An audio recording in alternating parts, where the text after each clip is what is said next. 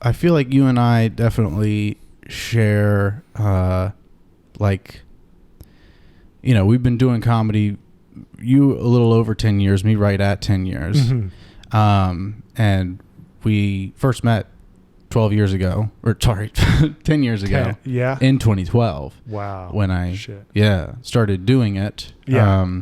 Your hit piece on all the stand-up comics. That's what everyone was worried about. Worried about getting canceled before we could even get canceled. Yeah. I remember one of like the first interviews with you in that documentary. You're like,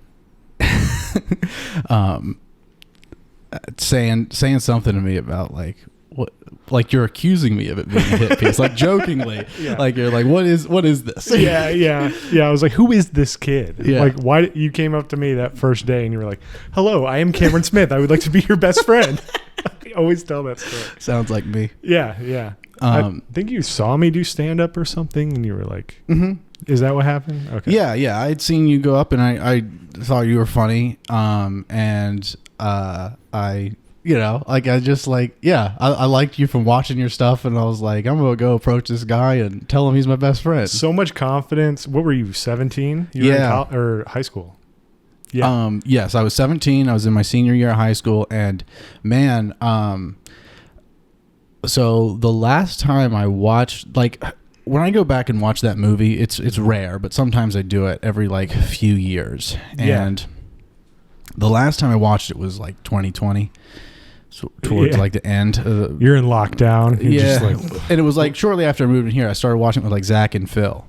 Really? Okay. And I'd smoked some pot and I know. Oh my God. Not my camera. And man, watching me how much do you cringe at your old self? Bad. Like bad. Me too. I cringe so bad it like and what it was like this unchecked, unconscious arrogance. It was like I was watching myself speak so like fervently into the camera about like my opinions on whatever's going on. And I'm like, holy shit.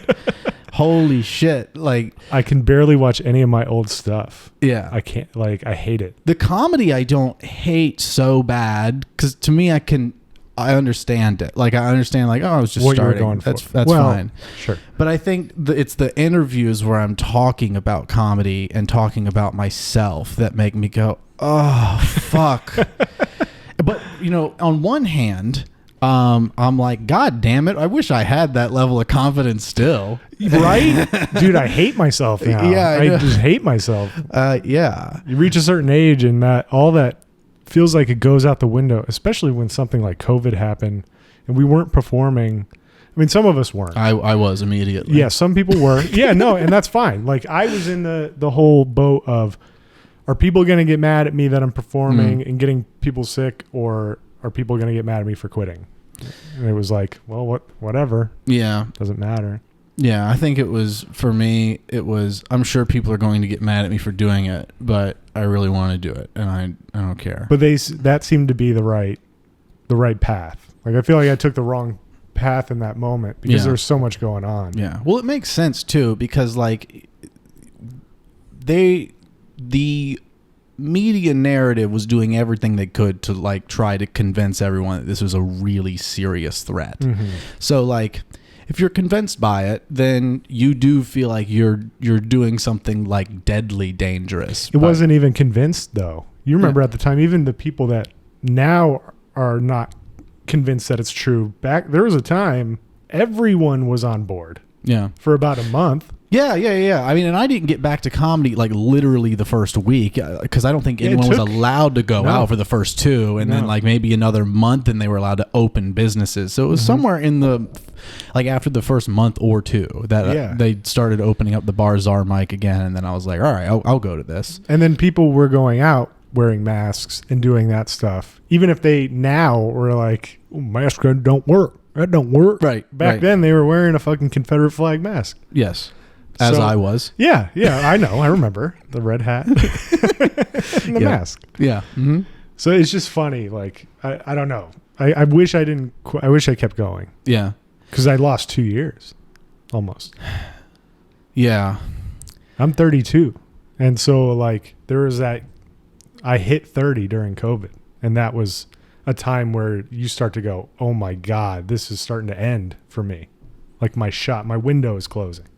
Yeah, you feel that way? Yeah.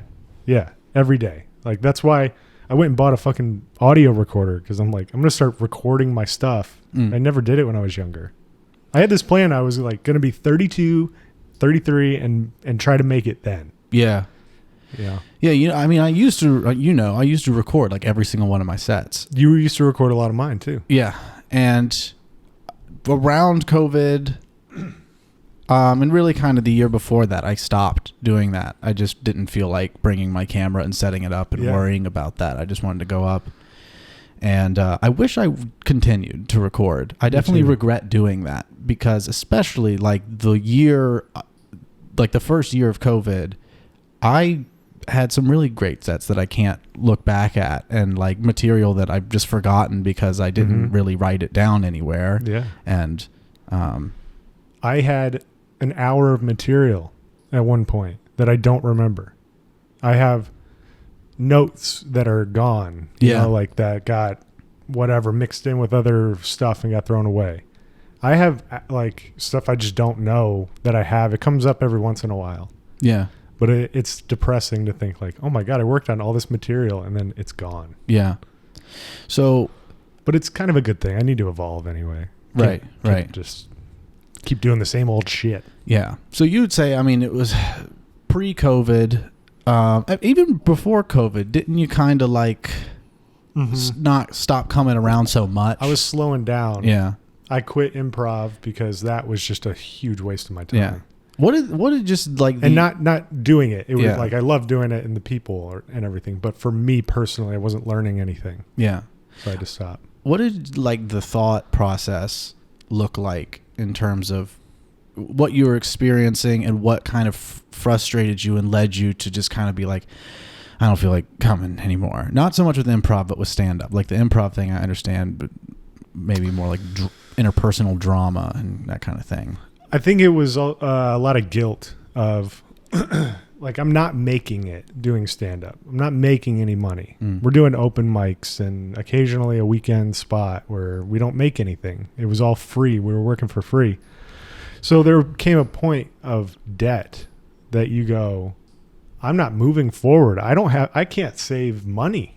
Yeah. I'm ruined. So it's like I had to stop doing comedy so I could catch up on bills, and then it became like, oh, I'm comfortable, you know? Yeah. Because we did free shit for years. Yeah. Like even, you know, like local spots. It's like stuff that we're established. We're good comedians, and there's no money. Yeah. So I think that was the biggest frustration. Not that it was all about money. Right. But if I'm devoting all this time, I need to make a little bit of money doing it. Yeah. Yeah, I agree. And how do you feel about just yourself in this return back to comedy, or this effort to kind of get back into it? How do you feel about your experience going on stage again, and how do you feel about the audiences and scene? Just general thoughts there. How's your experience? So before I was trying to just not write jokes for that. I guess write jokes for them. I guess I was trying to cater to the crowd. Now it's more like I have this mindset of everyone is trash. You know, like everyone is a piece of shit. And it's like, I'm going to find that piece of shit in this crowd, and we're going to talk to them.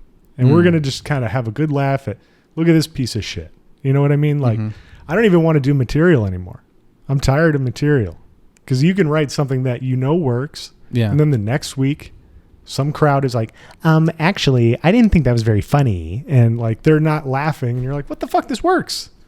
Like, yeah, I've definitely found myself.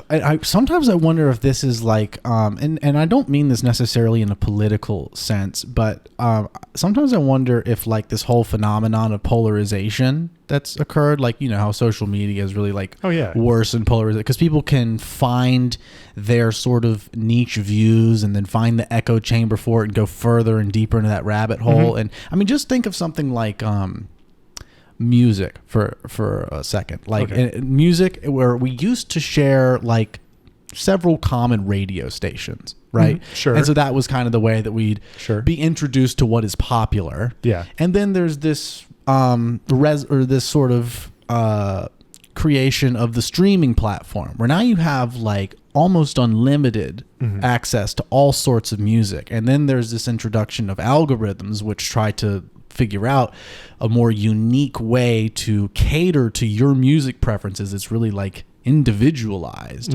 And so then people can, in that sense, go further into their strange sort of niche and particular tastes.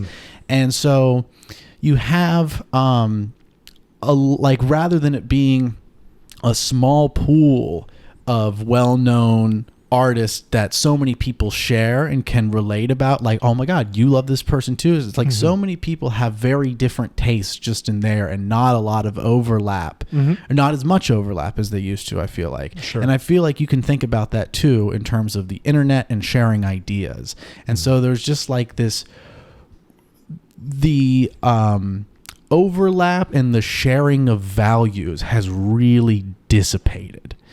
And I think people have, rather than there being a few ideologies, there's like hundreds of ideologies now, and then weird amalgamations of ideologies, and people just, and I'm not saying this is all bad, but I do think that in terms of comedy, back to the point I'm trying to make, like it used to be easier to kind of know generally what the few things out there, the few opinions are about a given subject that you want to make a joke about, and then kind of know how to play with what people generally think. Like, these people kind of think this, these people kind of think this. I'll just sort of ride the line between those two things. Now it's like, there's like 50 different things people think about this, and this might even be something that like half the room doesn't even fucking know what I'm talking about. Right.